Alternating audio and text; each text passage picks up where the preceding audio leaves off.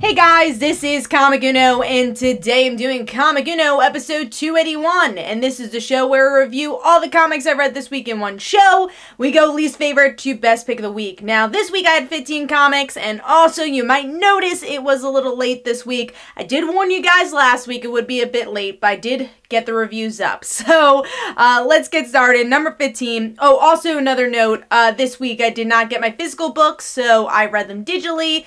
Next week I'll get them physically and of course continue my reviews with physical books. But sorry, I didn't have time to go to the comic book store this week. So yeah, let's move on. Number 15 is Tony Stark Iron Man issue 9.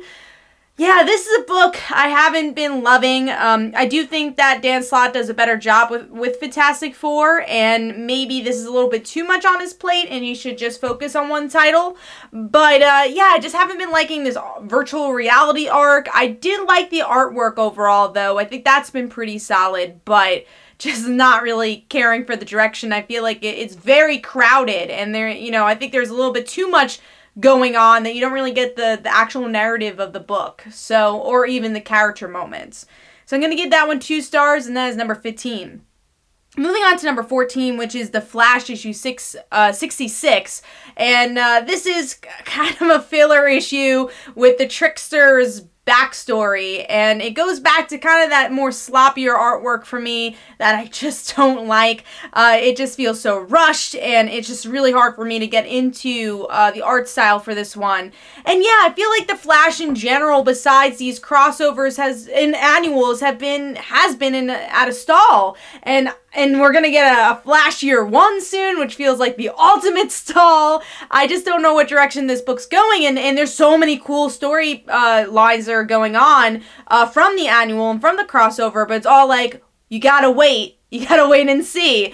With the crossover, it's gonna be with DC Villains Year, or whatever they're calling it, and with the annual storylines with Bart and Jesse and all these other characters, I don't know when we're getting that, and that's the stuff that excites me about Flash and why I picked up this series again, but now we're going back to the stuff of why I dropped it for a while. So I'm going to try sticking with it for a little while, especially until we get to year 1, seeing what direction that goes in. I want to see these other Flashes, but this has been pretty slow, and having a filler issue like this, I guess, makes sense after a crossover event, but it's just, we've had so many filler issues before that, it's like, oh, this again. So that's number 14, and I gave that 2 stars. Moving on to number 13, which is Age of X-Men, Marvelous X-Men issue 1. I've read all the miniseries, and I have a feeling that's why this is on the bottom for me, because it all feels like the same thing now. And this I count as kind of the main book for the Age of X-Men, and it's just not really going anywhere. And the same theme, I get it, people can't love each other in this universe, and they kind of like beat it towards your head here, and I just want a little bit more character interaction, some new stuff happening in every issue, and it's really spread thin because of how many miniseries we have. So this one I gave 2.5 stars, just not getting the effect I did when I read the first issue of this series, and even the one-shot, which I really enjoyed when they presented this theme, but now it's just like, okay, now what? Like, what's the actual story? How are we going to progress with this story? It's a very slow burn. Alright, moving on to number 12, which is also Age of X-Men story, and that is Age of X-Men Apocalypse and X-Tracts issue 1. I gave this a little higher. Both artworks are pretty solid, but just because this felt a little different from what we were getting, we get the other side with Apocalypse, and also, like, of course, Kitty and Dazzler in it. I gotta give it at least a 0.5 star higher, because I do love those characters, and seeing them together was pretty fun. And I like their moments. I like Dazzler's moment in the coffee shop. I felt like the very cool vibe, like the way I was reading it, you definitely felt like you were in a coffee shop. I just thought the dialogue was really well done to bring that mellowness. And then Kitty had a weird scene with iBoy, but I got it. I understood where they were going with it, and I liked her backstory with obviously her religion, which is very important, her Jewish heritage, so I like that. So I liked more scenes here, but again, it's a very slow-moving plot. I'm like, where is this going as an overall story? So I couldn't really bring it higher than 3 stars. So I'm going to give that one 3 stars, like I said. All right, moving on to number 11, which is X-23, issue 10. Love the artwork for this book. The story it's going slow. It's definitely going slow. It's a lot of the same themes with these clones, but I like what it's doing to Gabby and Laura, that, you know, obviously they're super close, and now Gabby's questioning Laura, because Laura's like, oh, they're bad clones, we gotta destroy them, because obviously with our past, but Gabby is a little less wounded than Laura. I mean, she's definitely still wounded as a character, but she looks at the upside of things, and she really wants to see the good side of these clones, especially the one that dies in this issue. So we get to see their ideologies kind of differ here, which was very interesting. But we've kind of already seen that in other issues, and it was a very small glimpse of it. We're not really getting to the height of that argument yet. I think in the next issue or so we will, but this is a bit of a slower burn because of it. And I'm not particularly loving the story arc, but like I said, maybe it'll bring some cool character moments. Moving on to number 10, which is a new Dark Horse book, and that's Calamity Kate, issue 1. This is kind of a fun one-off series. I will say the plot is not as strong. And, you know, this is the same writer who actually did Made in America, which I also said the plot wasn't very strong, but the characters were cool.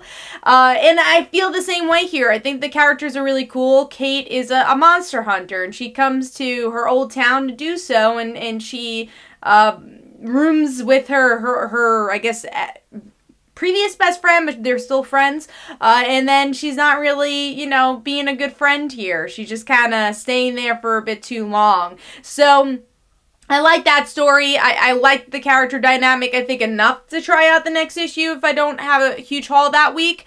And the artwork's fun. It kind of reminds me of Hellchild from Zenescope. A similar artwork. I actually looked up to see if it was the same artist, but it is a different artist. But yeah, if you like demon stuff, if you especially like Buffy the Vampire Slayer meets like Jessica Jones of Kate's sarcasticness, you might enjoy this one, but there's not much going on plot-wise to be like, oh my god, I need issue 2.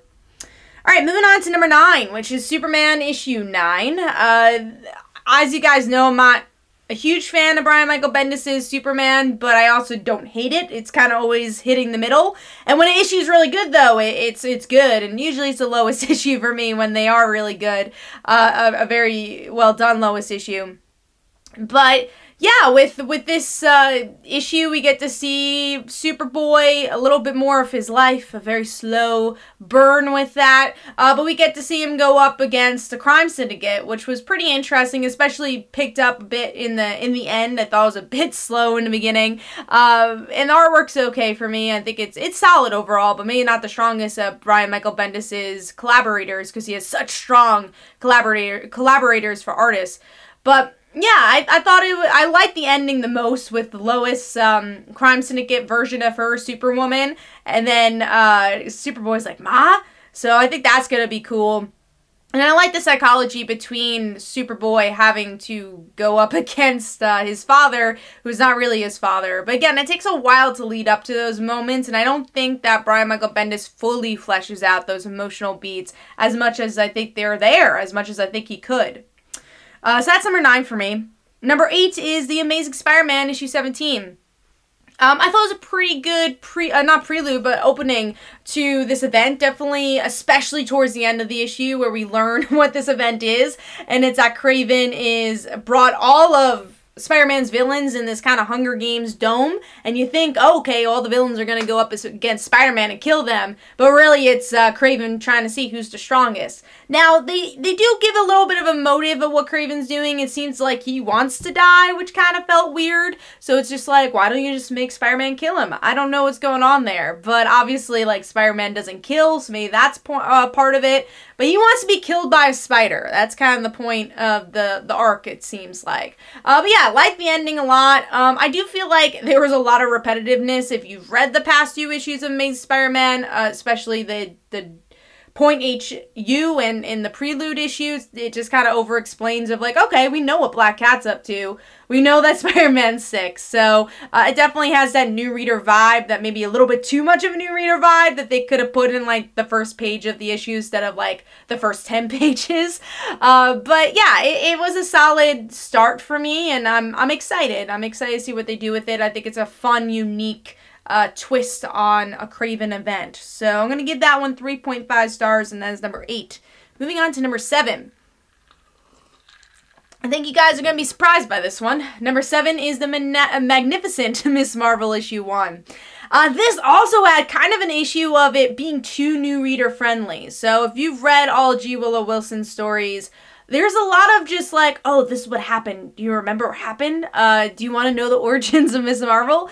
And as someone who knows the origins of Miss Marvel, I didn't really need it to be repeated, but I am happy that they have a good jumping on point for Miss Marvel for people that don't know the character.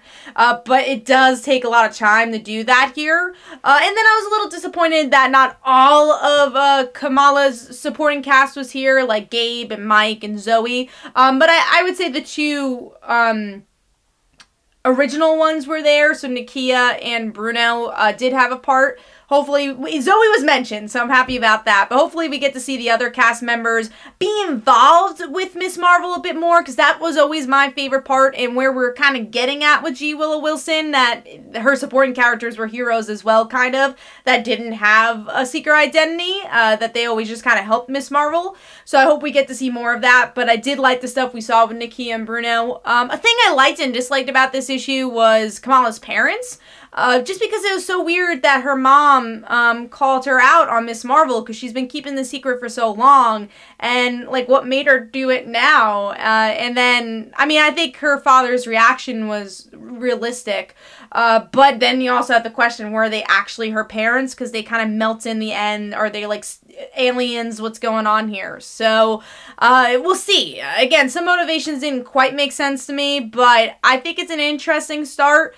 It didn't wow me like I wanted it to, but it was an okay start, like I said. So I'm going to give that one 3.5 stars. Also, the artwork was really solid. I think it's better than the cover art that you have for the regular cover, which I was like, oh no, is that going to be the art? Because it's so different from what we're used to with Miss Marvel. But the artist is very similar to the previous series, so I like the art a lot. Moving on to number 6, this definitely dropped a bit, and that is Wonder Twins issue 2. This had a bit more social commentary than I expected, but I should expect, because, Russell, the writer here, he is kind of known for his social commentary, and I liked it in Flintstones for most of the issues. But here it kind of felt tacked on. I don't really know why we were talking about prisons this whole entire time. But I liked the comedy that was injected here, like the Wonder Twins getting kicked out of a prison. So I like the little joke there.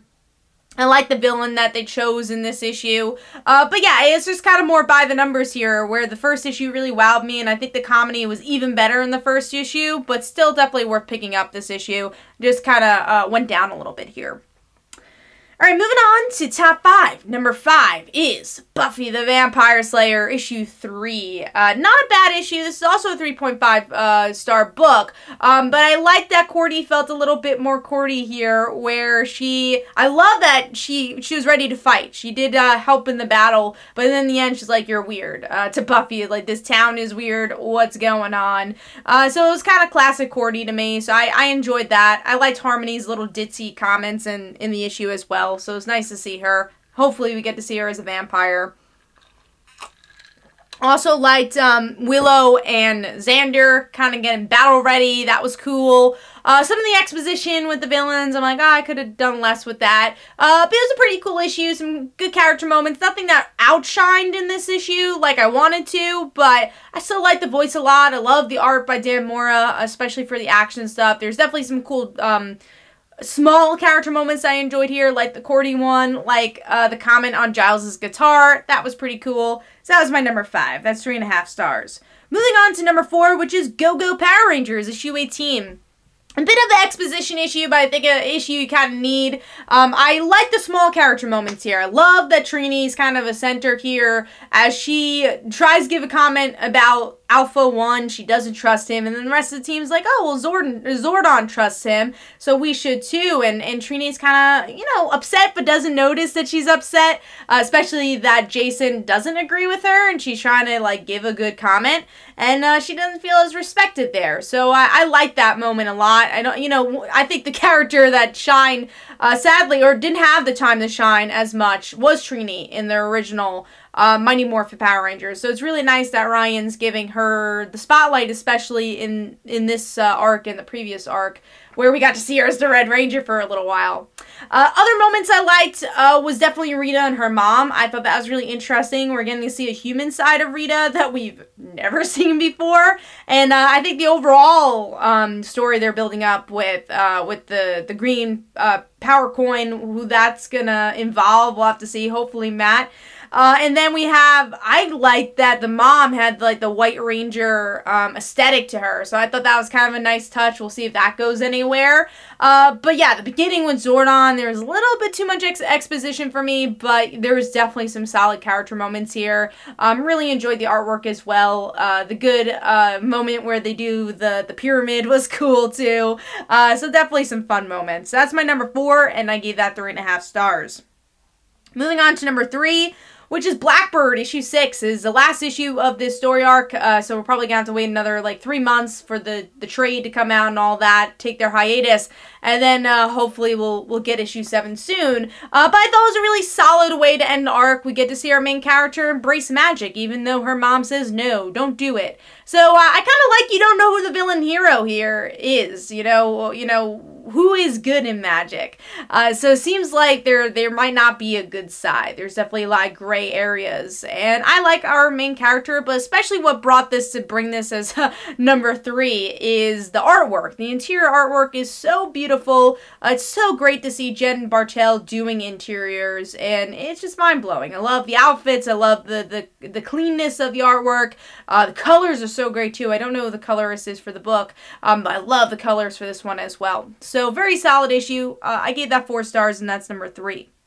Moving on to number 2, which is Spider-Gwen Ghost Spider issue 6. Not as great as issue 5 was, but still a solid issue. Definitely point A to point B issue where we get to see Gwen kind of going through the motions again, trying to figure out how to make money, and seeing how her friends and family reacts to that. Her dad saying, you know, you're an adult, do what you want, but I don't totally agree with it. And then her friends, you know, really not understanding it. And I love the dynamic, especially between Betty and Gwen, because they are previous roommates, and Betty's like, I don't want to be your roommate anymore. But not, you know, no offense as a friend, but I don't want a supervillain crashing into my apartment. And that goes back to kind of this negative that everyone knows that Gwen is Spider-Gwen, and that's kind of been the real fun aspect of this new series, and especially this new arc. And then we end off with a maybe date with Harry and Gwen. So we'll see how that ends up coming to a head in hopefully the next issue. And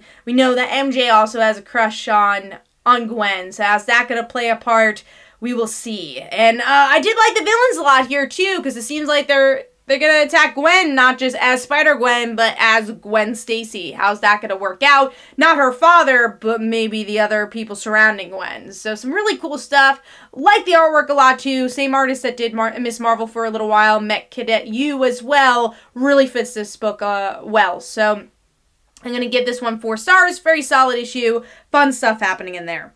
Number 1 for me is Runaways, issue 19. I believe this is my first time it's been Pick of the Week of the year, but obviously not first time it's been Pick of the Week. One of my favorite titles, and this is a very solid issue. It did make 4 stars. It didn't make 4.5 this week, but I liked it as a Molly issue. I think it's definitely more of a build-up for her, where we get to see Molly having to make a decision. She leaves with Alex, and I like their dynamic. Alex is like, I can't do this, and Molly's like, no, you know, this dynamic works. I could have chili pineapple every day, or pineapple chili every day. That's fine. So she tries to make it work, but obviously this is not something Alex is used to, and he's dead. And we actually get to see some of the aftermath of what happens when you die and you come back as Alex Wilder.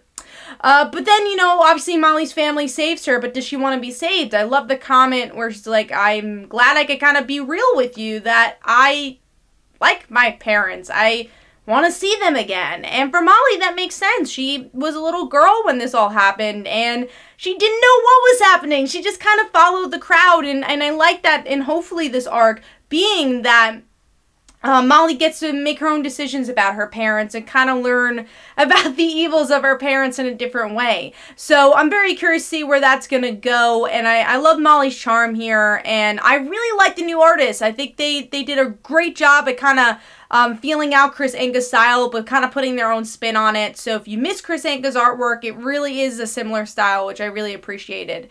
So very solid issue. If you love Molly, I think you're going to think this is a solid one too, but I think it's really all build up to where it's going to go. I think this is going to be a big arc for Molly, but it's not going to just all explode in one issue. It's going to definitely build up through a couple of issues to see how she feels. So like I said, solid issue. That's my pick of the week. Let me know in the comments below what was your favorite issue, what was your least favorite issue, and everything in between. Again, next week I'll have my reviews on time. Sorry for the slight delay. Hopefully you guys enjoyed. This is Comic Uno. Definitely go follow me on Twitter. Go follow me on Facebook as well. And also check out my comic books like Father Like Daughter and They Call Her the Dancer. And also every Tuesday at 10 p.m. Eastern Time is Frontline Live, where we discuss our favorite comics of the week and comic book news. So be sure to check that out as well. Thanks guys. Bye.